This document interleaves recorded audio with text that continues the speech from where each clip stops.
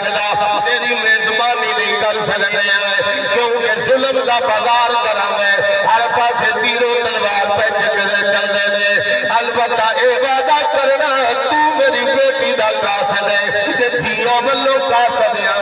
ماں باپ بڑا راضی ہوتا ہے میں تیری خدمت نہیں کر سکتا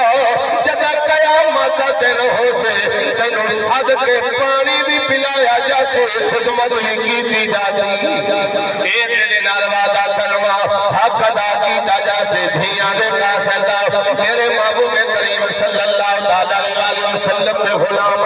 جدوں اجدا جاہو جلال میں تھیا جدوں اجکل کی گفتگو سنی تو او قاصد بڑا حیران ہویا آکھنے لگیا کربلا دے مہمان کربلا دے مسافر رہا تیرے حوصلے تو صدقے جاواں